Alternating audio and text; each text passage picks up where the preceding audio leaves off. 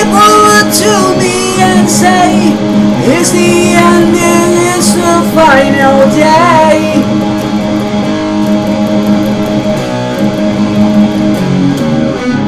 What's the future of mankind? How do I know what got left behind now?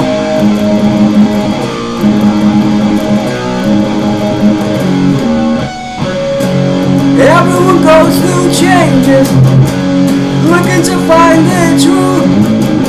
Don't look at me for answers, don't ask me, 'cause I don't know.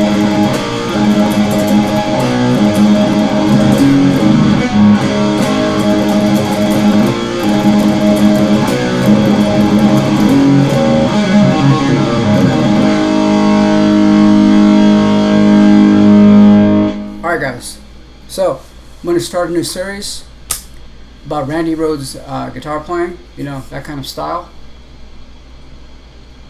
and it's going to be good.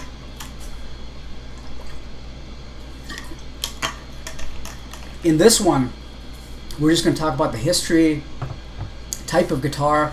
Is shred guitar back, right? I'm going to get probably a new laptop so the resolution will be a little bit better and not, you know, look like it's ancient. There's nothing I can do, so, you know, but we'll see what happens. This is like a little bit older laptop, maybe I think like maybe 7 years old, you know, or something like that. So anyway, you know, Fast Eddie Clarke is my favorite guitar player. Maybe I'll turn this off. Fast Eddie Clarke is my favorite guitar player, as you know. So, but I also like Randy Rhoads. I would say Fast Eddie Clarke, KK Downing, right? And then, you know, Randy Rhoads, and of course for thrash, you know, Dave Mustaine, things like that. But this is basically I think the only person that plays like, you know, virtuoso playing, right, shred guitar, that actually makes sense. I don't really like any of the other people because he sort of mixes, you know, diminished and harmonic minor and things like that. We'll talk about these things in the future, right? To make like a, you know, crazy sound. I already talked about Ozzy before in the last video when I said that it's pretty bizarre that Ozzy was able to launch a solo career when others like Bruce Dickinson or Rob Halford kind of did a solo thing but eventually went back because, you know, they couldn't, you know, be as successful as Ozzy. Even though, you know, Dickinson and Halford were successful, right? It doesn't work for everybody. So I said that Ozzy, it worked for Ozzy. It's bizarre because it's like no one can really, you know, do that to where even Geezer Butler had said that, you know, Ozzy had become bigger than Sabbath, you know, ever had, right? To basically, you know, surpass the first band that he got famous from, right? Which is pretty bizarre. So it doesn't work for everybody. It worked for Ozzy because he was at the kind of the right time and place in the beginning of the 80s, right? 1979, 1980, where rock was basically, you know, metal was starting to forge, and he basically found a second guitar player, another guitar player for a new genre, where Tony Iommi was this kind of, you know, kind of the sludgy kind of...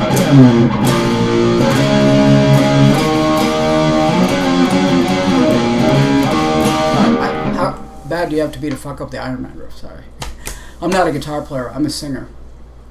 But I do play guitar. I do play lead guitar. I've played lead guitar in bands before. But anyway, I could edit that out, but I'm not going to. Fuck it. So anyway, that's the thing, is that he found like a next generation guitar player where this was all about technical, you know, virtuoso playing, you know, classically influenced. So that's all the stuff we're going to talk about. And I think, like I said, he's the only one that's the most interesting to listen to, right? And it's not like he's, you know, showing off too much. You know, obviously there's a little bit of show off there because that's, you know, this is the kind of flashy playing, right? So I would say in all that, he's probably the only one because, you know, he uses a lot of, like I said, harmonic minor, diminished, you know, those type of scales, right? So first two albums, I really like the first two albums. Those are my favorite Ozzy albums, like probably for most people, right?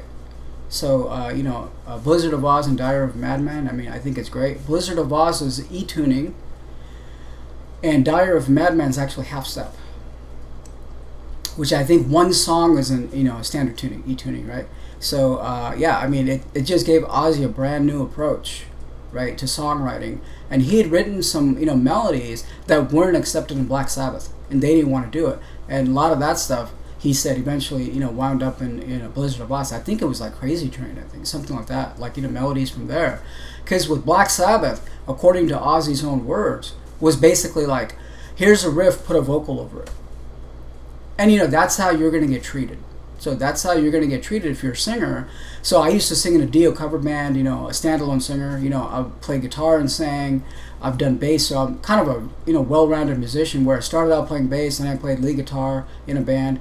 I played lead guitar and sang. So all these were different bands, original bands, right? And then I'm from the Bay Area. Then I moved to San Diego. Then I became just a lead singer, and then we did a Dio cover band thing, and occasionally mixed into Ozzy stuff. There are many videos here. So at the end of this video, what you'll see is 2 videos that'll pop up, which is going to be me singing Ozzy. Will be Killing Yourself to Live with one band, and I think that came out really good. Except in that one part, the guitar player hit the wrong chord, so it makes it sound like I'm off key, but no, it's actually the guitar hit the wrong chord. So if the guitar hits the wrong chord, it can make the singer sound like he's off key. So that part goes, well, people look and people stare. Well, I don't think that I even care. You walk your life away, and what do they do? You're only killing yourself to live. Killing yourself to live. That part right there, right? Ozzy always messes that up. But in this part, I sang that exactly right, and he hit the wrong chord. But then everything else was so good that I said, fuck it, I just put it up. But I just gave you that explanation if you watch it. And then also Never Say Die with another band that these were all kind of like, just kind of, for fun. Not in any band right now. But that's kind of my history. So I'm just a singer. My interest in this is I want to write my own kind of, Ozzy, Rhoads, Randy Rhoads era type of songs. And I may even record something and have something for you by the time this video is up. So check the first comment, and then I'll pin it so that it's the first comment. And then if I happen to do something by the end of today, maybe like a rough demo, I'll put it up, and then you can hear it on this channel, which will be basically, me writing everything, me playing everything, me singing. Again, my favorite thing to do is just to be a standalone singer.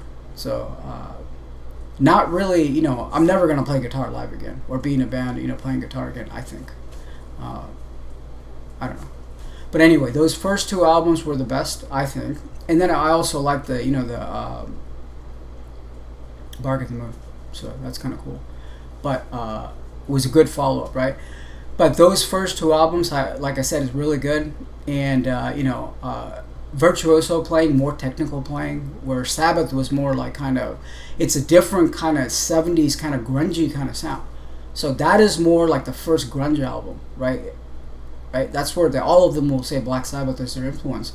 So this is more like 80s technical playing, to where right before it got ridiculous, right? With all these technical players that just kind of, repeat the same thing over and over again. This was like right before, this was like when it was still good, 1981 to 82, right? So we're just going to talk about that guitar technique and style. So I've told you, check out my videos where I sing, and then also if I happen to write an original song by the end of today, I'll put it up as the first link. Okay, so I guess the first thing here is that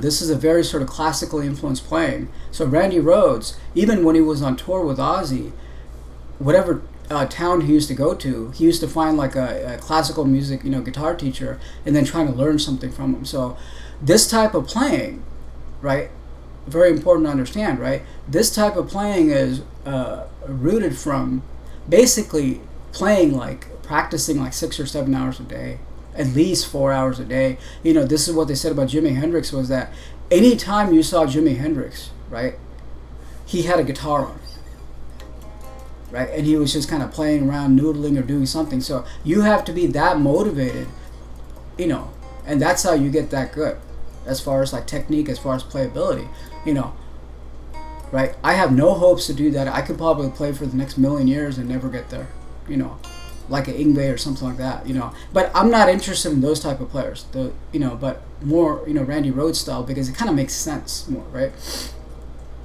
So, I mean, you got to play a minimum of 4 or 5 hours a day, right? Or at least an hour a day. I don't even do that. I probably play for about maybe 2 hours a week. But I've been playing for a while, so those, muscle memories are kind of locked in, right?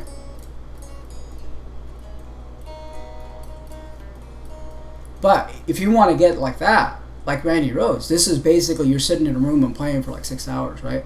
Just because you're fascinated with the guitar, just because this is not something that you're just going to pick up and then just be like, all right, I got it, or not warm up, right? Warming up is sometimes seen as like bad because people will be like, oh wait, you have to warm up and do all that, right? Especially for like singing, or drummers will say that, will be like, man, I don't need to warm up. Well, because it's different for drummers. They can't practice at home. The only time they actually practice is when they get to the studio, right? For guitar players, we got to sit there and, especially technical playing, you got to warm up, right? Especially for the solos and stuff. So this is the kind of stuff where you're playing all the time, is my point, right? So if you want to get like this, you got to play. You got to constantly play and then try to be motivated to play. This is not by accident. And Randy Rhoads knew a lot of guitar theory. So he was kind of like almost like he was a guitar teacher, but I'm just saying, he knew music theory in and out.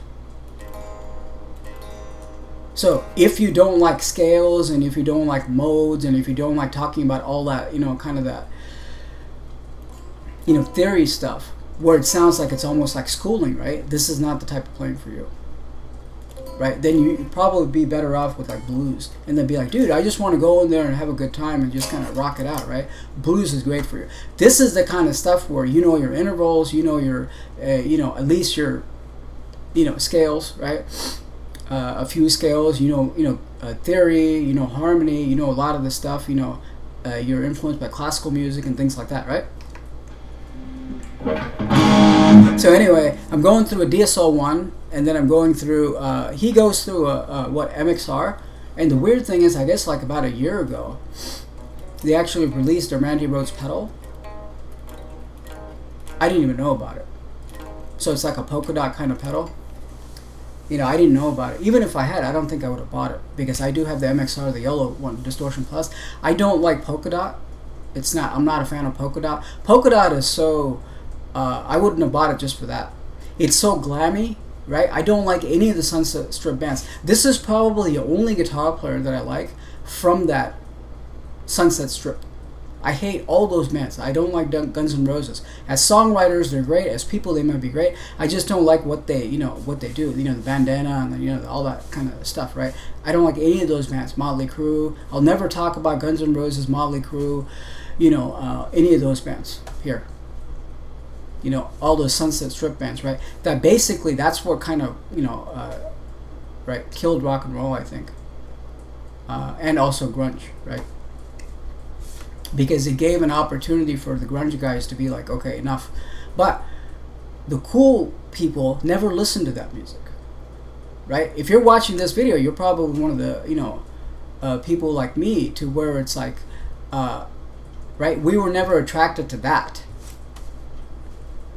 right? We were never sort of attracted to that. We're influenced by bands like Venom, Black Sabbath, British new wave of British heavy metal, thrash, grindcore, death, black metal, right? Basically, 1988 and then 1996, right?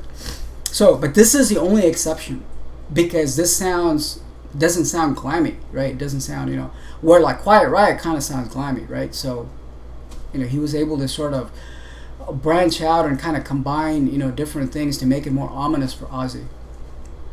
So he uses the MXR pedal. Oh, the polka dot thing I was going to say. So the polka dot, I just don't like it, because it, it's just kind of, it's so reminiscent of the 80s and the glam stuff. It's so glammy that it's just not, that's not my thing, right? When I say I like metal, I like the cool bands, right? I like the cool bands, right?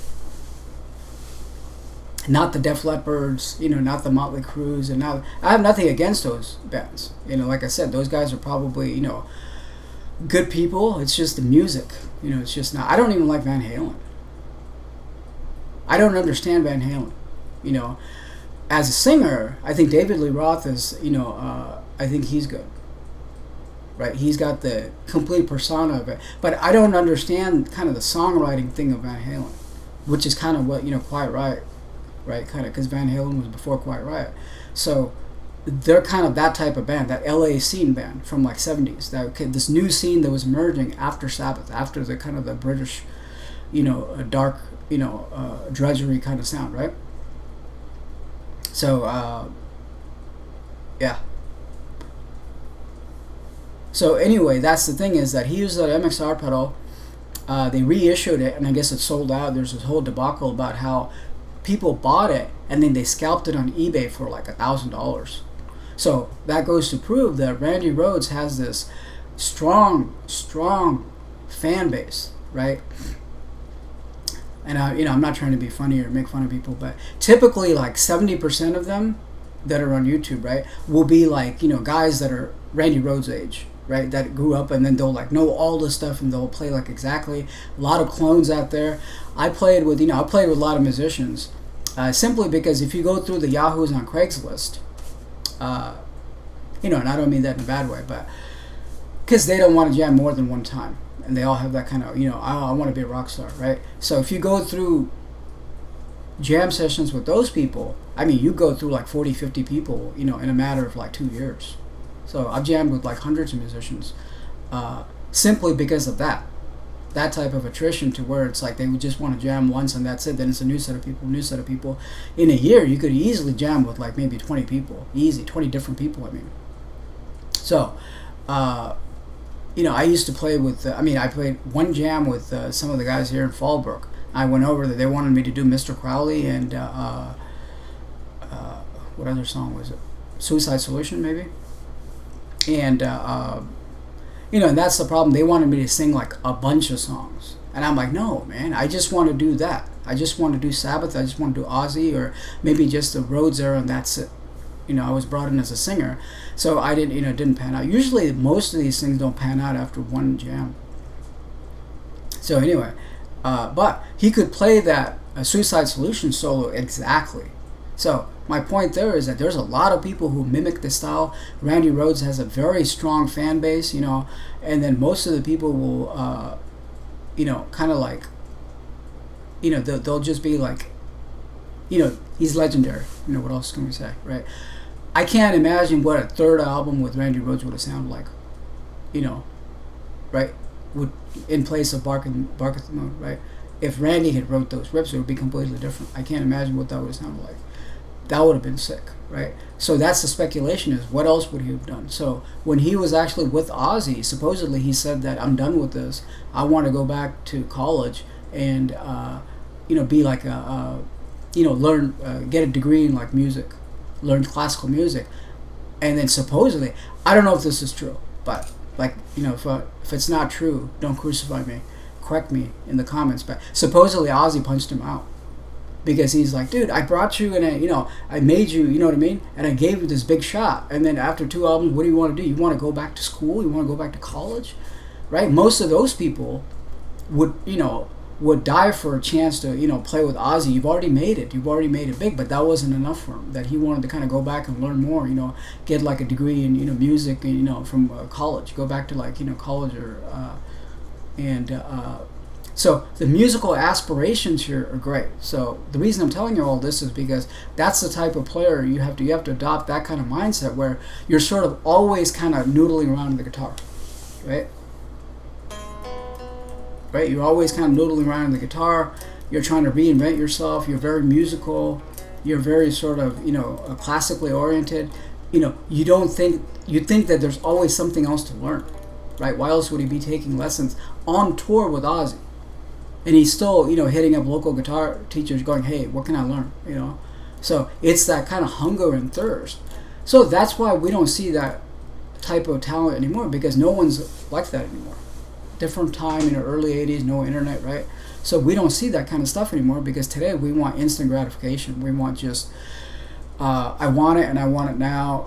Most of the bands that I've played in, original bands, even cover bands sometimes, right, don't last for more than maybe a jam session. If it makes it the first jam session, I have the 3 rules that I have. First jam session, if you make it through that, great. That's like a 90% failure rate right there.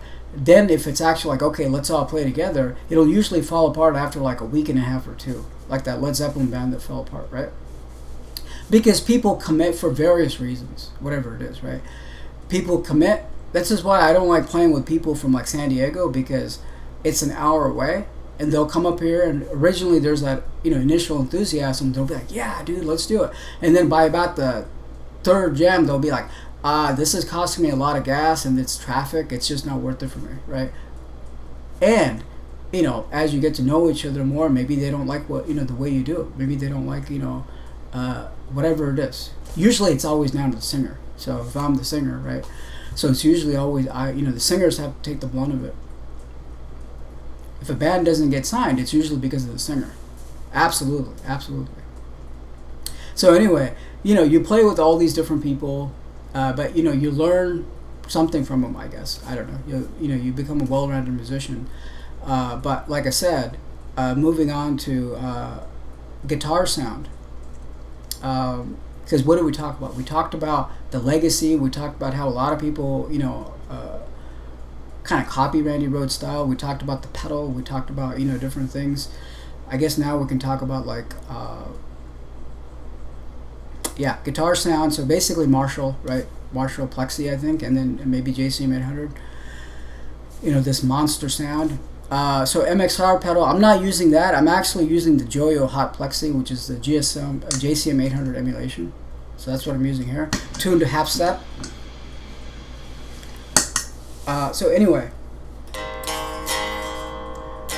why am I playing this instead of the Flying V? Because I hate playing the Flying V. So he actually played the Les Paul.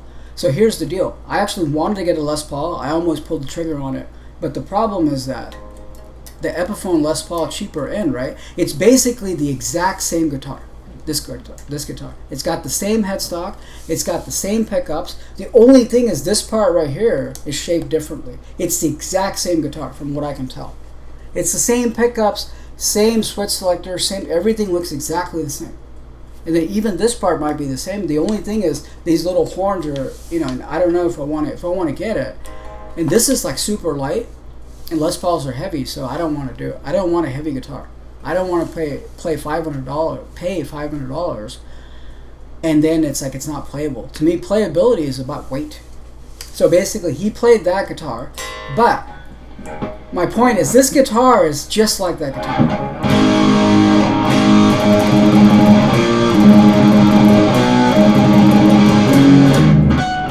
Right? Although people think that this guitar is not a metal guitar, right? It's a kind of a jazzy guitar. So this guitar is jazzy, hence it works great for Black Sabbath, right? Richie Blackmore actually said the reason why he didn't choose the SG is because SG was like a jazz guitar, and then you know the Fender guitar, right? Strat is more like a rock guitar. So even though this is seen as like, okay, wait, you know, for other than 70s type of music, this is not really good, but it's literally the same guitar as the Les Paul Epiphone. So I just said, you know, if I'm going to go for it, I want to get like a expensive one, but then it's heavy. This is the perfect way for me. I played many shows with this guitar. When I play guitar and sang, right? This is perfect. When the guitar is too heavy, right, what will happen is that it's too taxing, especially playing live, you know, especially if you're singing and playing. You got this big thing just hanging on you. So I just decided, all right, I'll just keep this for now. Because if it's the same exact guitar without the shape, then what's the point, right? You basically have to get a real, you know, Les Paul. So anyway, that's the thing. The Hot Plexi, they call it a Plexi for some reason, but it's actually a JCM 800 kind of pedal by Joyo. I'm finding that pedal really, you know, I'm using that more than anything.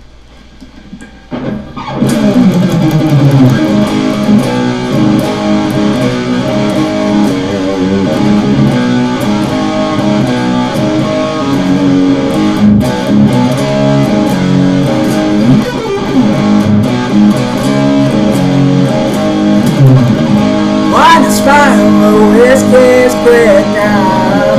Suicide is swallowing liquor. Take a bow to drain your sorrow. Head along the way tomorrow. Away tomorrow. Can't sing and play. Evil thoughts and evil doing.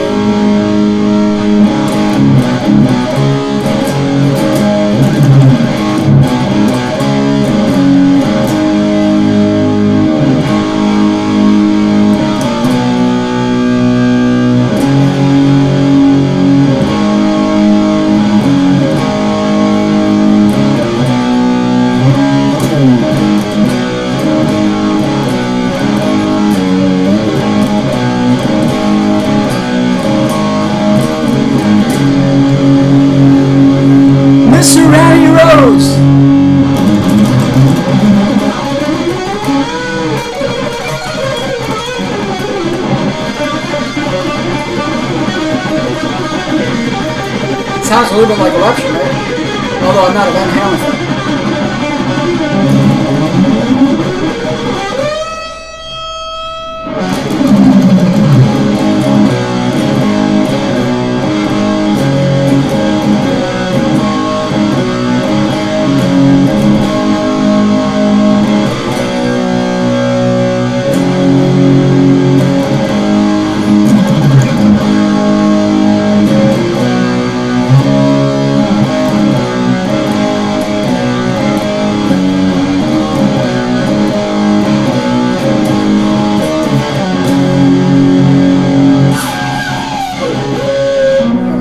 So this is the type of playing. I'll give you one tip here. This is the type of, and you know, I'm not like I said, I'm not even a guitar player, even though I play pretty good. But I'm not a guitar player. For this type of playing, I can't really do it. This is more technical playing, you know.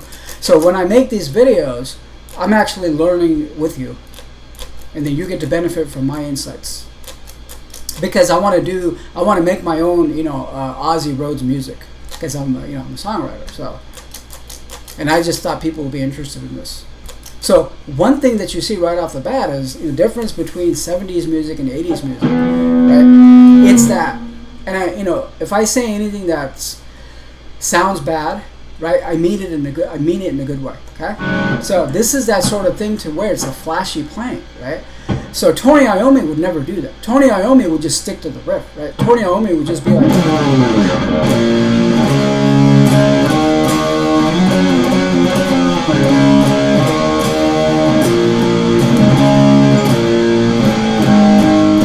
right? When there's when there's like space there, he would just let the chord ring.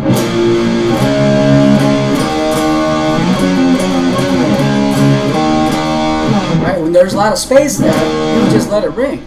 This type of playing is busy playing to where every little chance you get, and I mean this in the positive light. Every chance you get, right, you kind of put in a little fill to show off, right?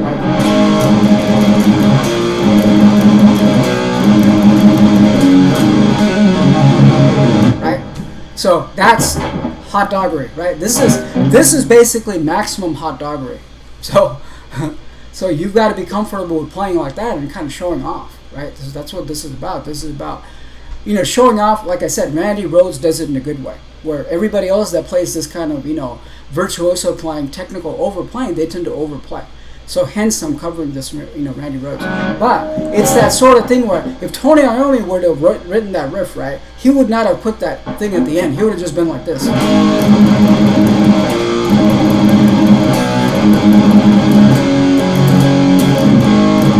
Right? He would have just done that. With Randy Rhoads type of playing, any chance you get, when the singer's not singing, you got to sneak in hey, I'm cool too,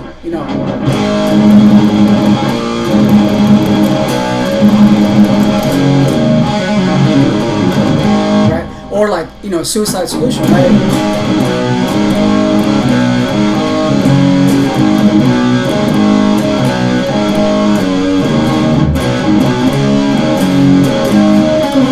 Right? That little thing at the end.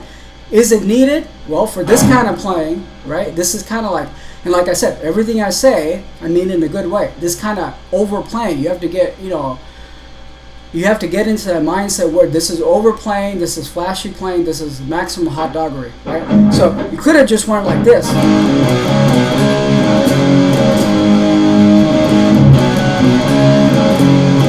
Right? But that's not enough for these guys. You got to do this.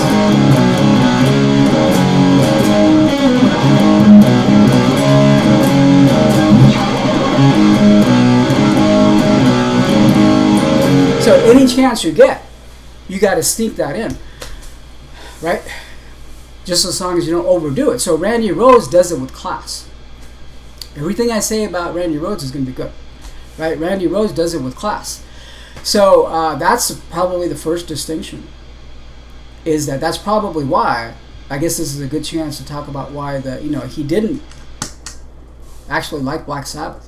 I think him and the drummer, they weren't Sabbath fans. So how could you not be a Sabbath fan and be into metal? I don't know. I have no idea. So all these guys that are basically the LA, Sunset Strip scene guys, right? they're completely different. Even, you know, the bass player from Megadeth, right? Dave, right? The other Dave. He even said that he didn't really get into Black Sabbath, and Van Halen was the first thing. So for that sort of players, right, Sabbath had actually sort of, you know, I mean, you have to understand, Black Sabbath is like, dude, it's like, you know, so ancient, 1968. And then all their albums was like 1970, 1971, 1972, 1973. By 1973, arguably they've already peaked because Sabbath Bloody Sabbath came out around Christmas time, 1973. What a Christmas gift, right? That must have been the greatest time ever, right? So I will always go down saying Black Sabbath, you know, to me. So I don't understand when someone doesn't like Black Sabbath.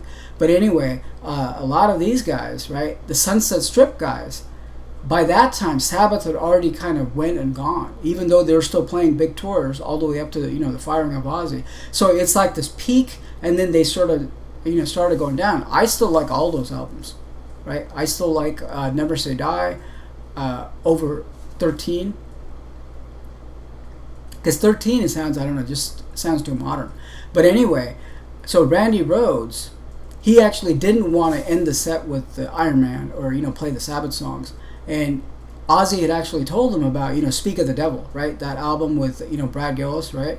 And he's a great player.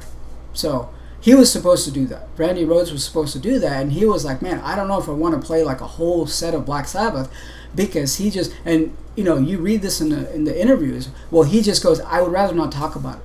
You know, he's such a class act that he doesn't want to trash talk anybody. But, right, from the words that he said, you can sense that he said that Black Sabbath kind of dragged, right? So you can kind of deduce what he's saying was that, like I said, like the conversation we just had. So this is more of a Sunset Strip kind of playing that was evolving, was more technical playing, was more flashy playing, and they probably found the Black Sabbath type playing not, I don't know. Like I said, I don't know how you can, but kind of like, you know, kind of sludgy and dull, and Randy Rhoads' own words, kind of dragging, you know what I mean? Basically, grunge guys loved it. You know, I would say Master of Reality is the first grunge album. Right? Soundgarden sounds exactly like Black Sabbath. Even the guitar player, Kim, he plays this type of guitar, right? SG. They tuned down because of Black Sabbath tuned down, right? So, and I think they even covered Into the Void, Soundgarden. So anyway, from the 80s generation, they didn't like that. So he didn't want to really, he wasn't comfortable playing. To me, that's kind of weird. That, you know, he wasn't comfortable playing, you know, just one or two Sabbath songs at the end of the Blizzard of Oz, right? And then he definitely didn't want to do that whole, you know, Speak of the Devil thing, right? So these guys, like I said, didn't like, they wanted to kind of forge their own way. And it was the beginning of technical playing, kind of neoclassical playing, you know, wanted to do more, right? So that's the mindset you have to think of. Where Sabbath is more blues-based, right? Sabbath is more blues-based. You know, some of it is modal, right? But Sabbath is more kind of blues-based. From an 80s perspective, is it more straightforward? I mean, I don't know, right? So that type of, like I said, overplaying is what eventually killed it. I think Randy Rhoads did it right, but then all these other people started playing just like that, and then that just kind of, you know, gave guitar players a bad name, and then it was just kind of like, you know, Virtuoso playing was out by basically 1991, you know. So anyway, that's the kind of stuff that we'll be talking about. And then in the next video, I think we'll actually dive into some of the techniques that, you know, that Randy Rhoads uses. Supposedly, Eddie Van Halen used to come to the Quiet Riot shows. So that one solo that I played there, you know, after Suicide Solution, this is like the, you know, the tribute, right, live, and then where he goes, that's very reminiscent of Eruption. Right? So, I mean, I think both of them were kind of influenced by each other a little bit. Supposedly, Randy never went out and saw Van Halen, but Van Halen guys always saw Randy Rhoads. So there's a little bit of a rivalry, according to that documentary. I just watched it on YouTube. I was kind of hoping that documentary would have more of the Ozzy era, But then it spent like a first hour with just Quiet Riot, and then how they never got signed and all that. So you know, so that band never got signed when Randy was there, I think.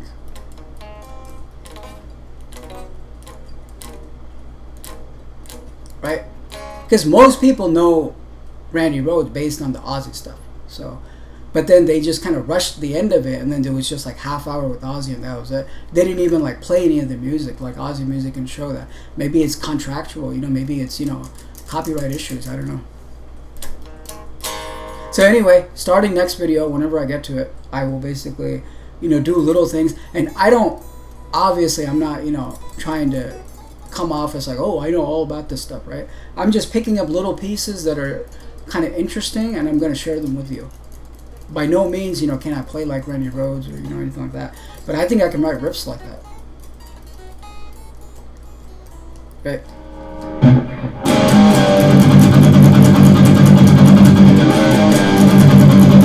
The thing with Randy Rhoads playing is that it's hard to follow because it's just busy, right? He doesn't just kind of, he won't just leave dead space. Right? He won't just leave it like that.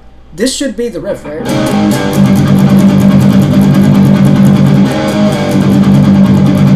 That's not good enough for Randy. He's got to go at the end of it. He's got to go down, down, down, down. So like I said, I can't even play that. Any chance you get, you have to make it more musical. Right? You have to make it more musical. So.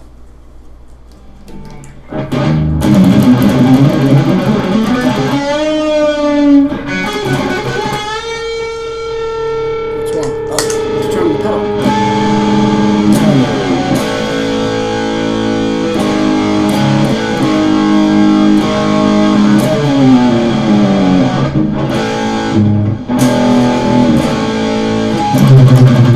I don't know what else to play.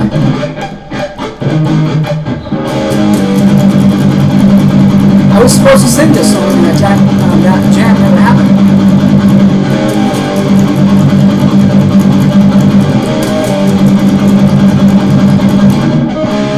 I forgot how to play the rest. Like I said, this is the kind of playing where you have to actually practice and warm up, or else you're not going to remember how to play all this, you know. Right? Every song is like super complex. It has a lot of parts.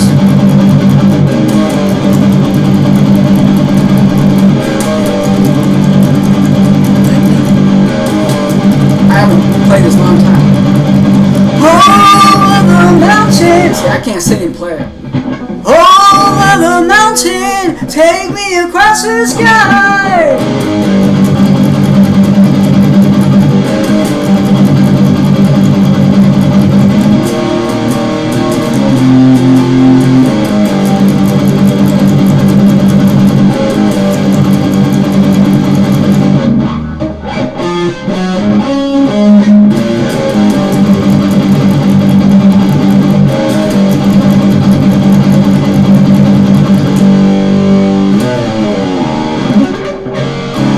The crazy train, right?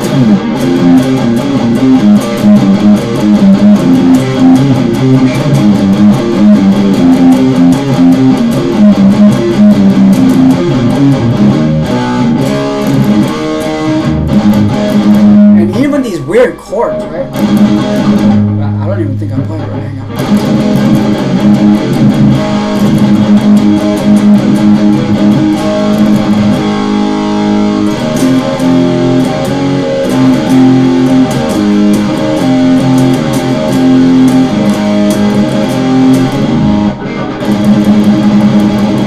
Crazy, but that's how it goes.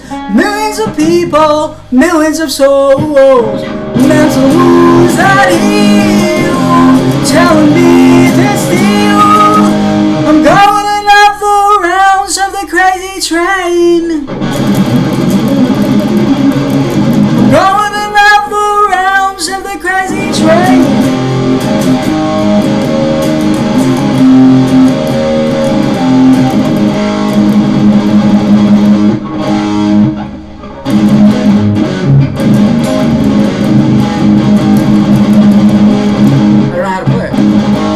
Just a singer, sorry guys. Crazy, but that's how it goes.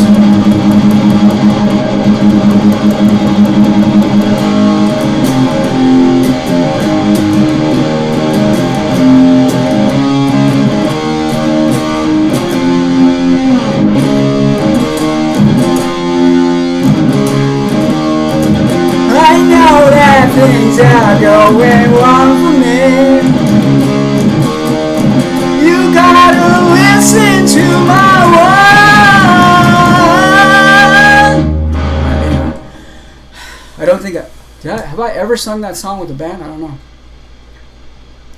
If I'm a little off here and there, it's because I'm trying to play and sing. I mean, you know, who can play and sing that song, right? But yeah, check out Killing Yourself to Live. That'll come up. And then also Never Say Die. And then, yeah, that should be good. I should have recorded that one time I actually sang Mr. Crowley in the other one, but I don't know what happened to it. Maybe I didn't record it. I think that was like the beginning, like it was like the first time that I'd like sung with, like the first 3 times I'd sung with, you know, a band or something like that. And I was like afraid to even record it, you know, like a video or something like that. I don't know.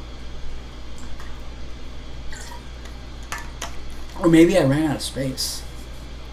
That always happens where this, you know, the phone gets filled up, and then I can't record it. You know, I can't record the video of it. I should have recorded the video of that one. Anyway. So yeah, we'll be talking about all this kind of stuff. Hopefully I'll get a little bit better. Remember, this is technical playing, so let me put it on the other one here. Right? So you gotta practice all the time.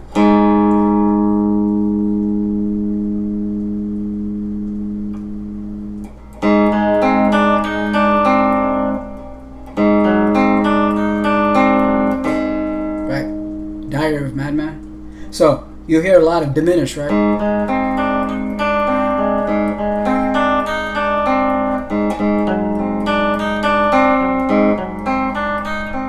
Noises at the window, la la la.